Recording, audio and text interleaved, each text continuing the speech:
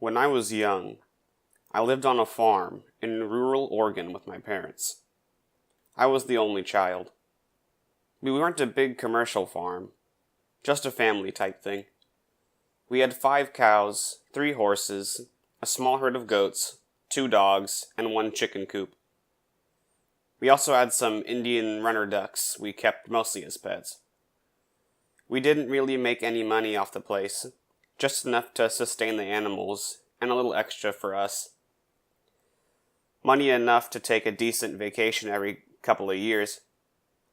Dad had this other job in town, an insurance agent. He was the only one around, really. The town wasn't more than about 1,500 people.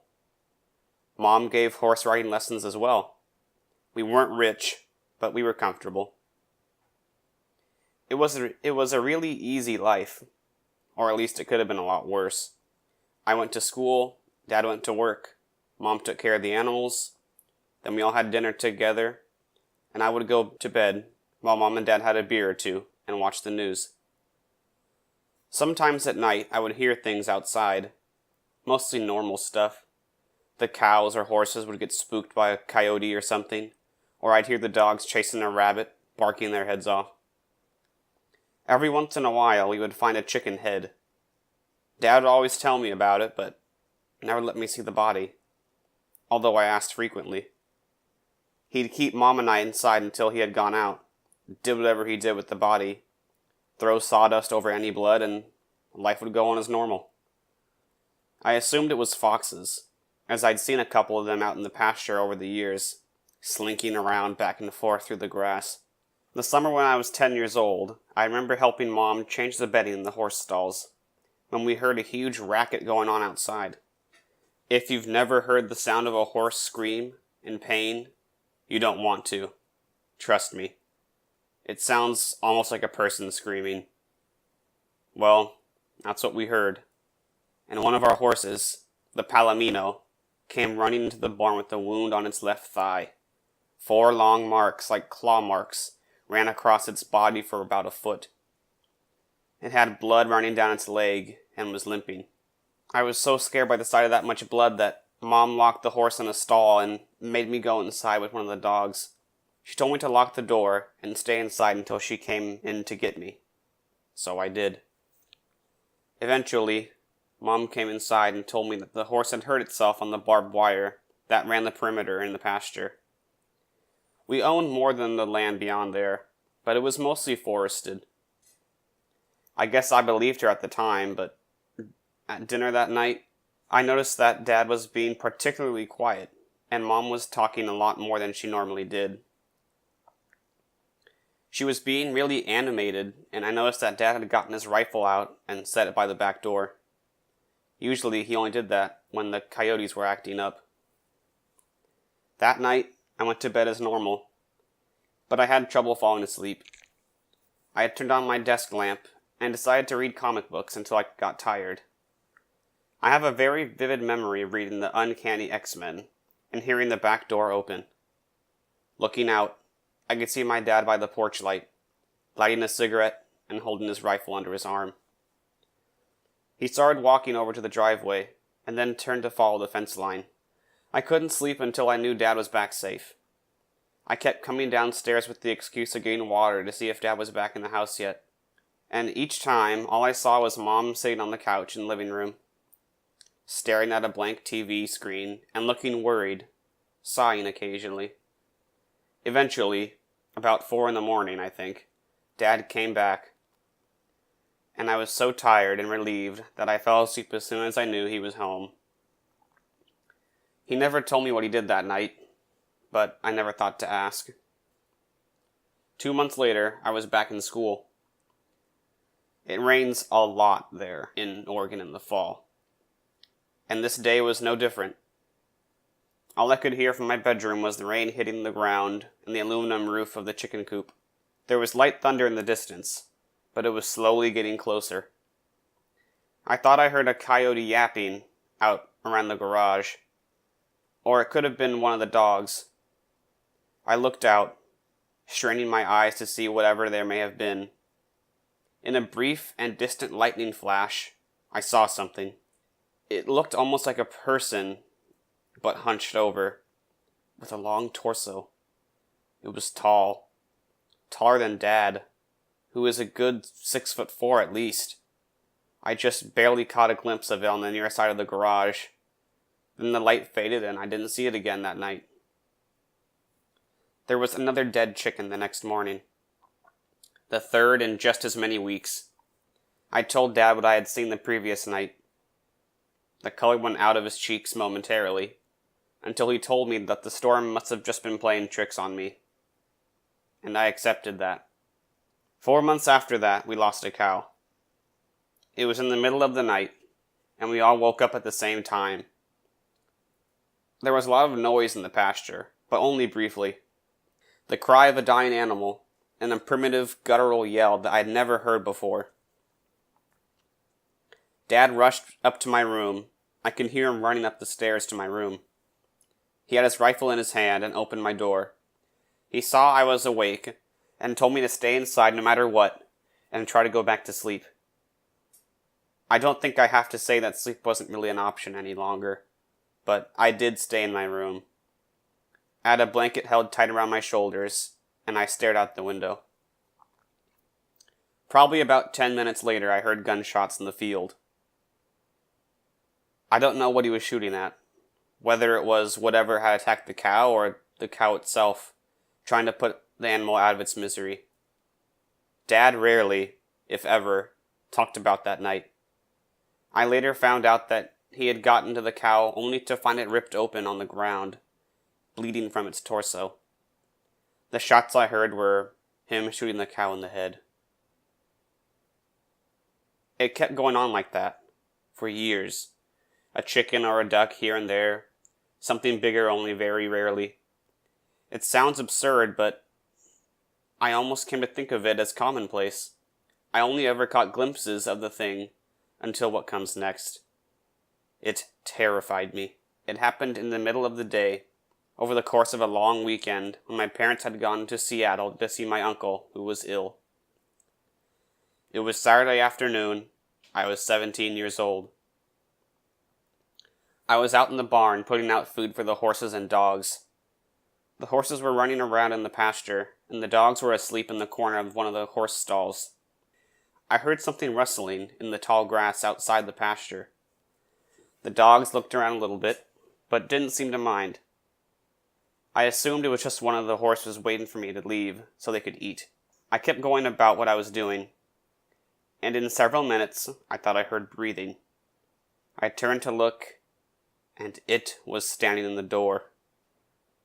Tall as hell, even hunched over. The sun was streaming behind it, lighting up all the dust in the air around it like some sickly halo. It was looking at me, considering me. Maybe it was trying to decide whether or not I was food.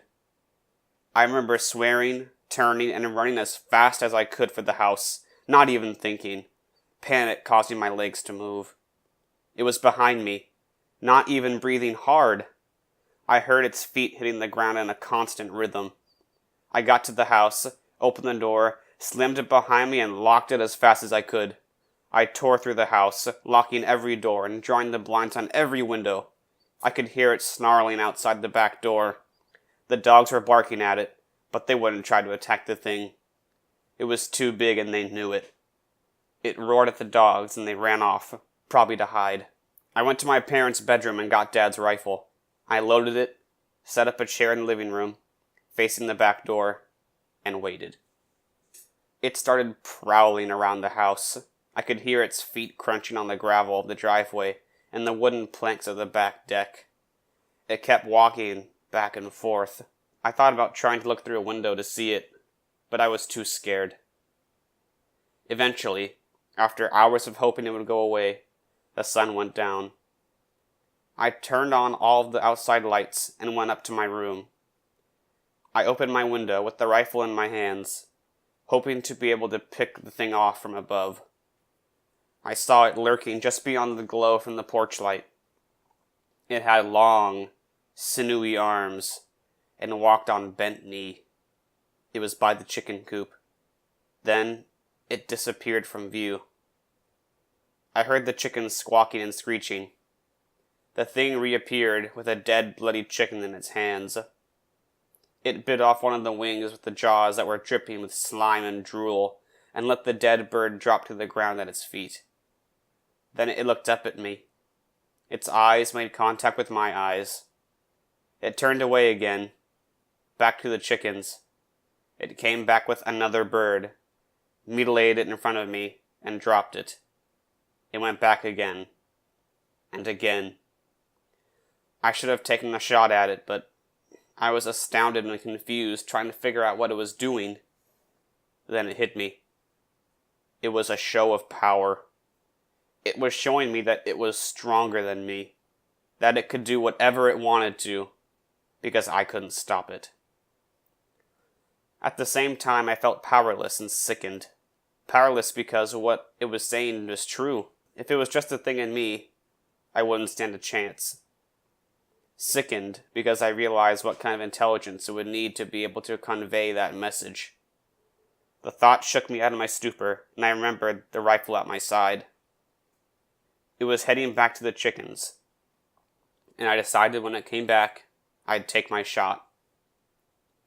It strode back to the porch, almost arrogant, walking on bended knee with those arms so long that the chicken was nearly dragging on the ground.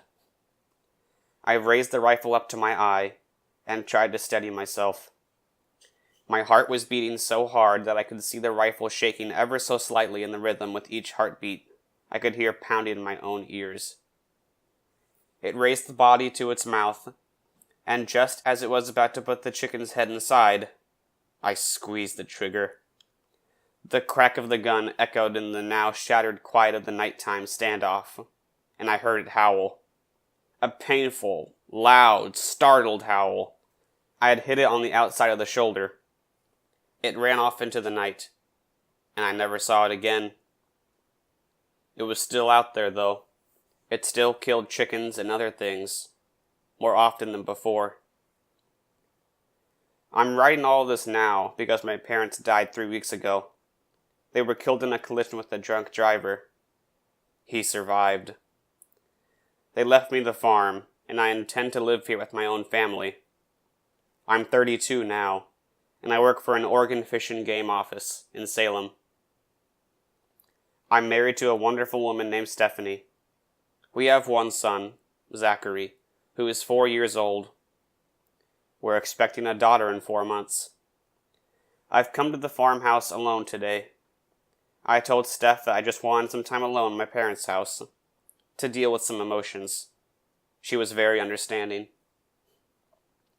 I've come back to claim what's rightfully mine.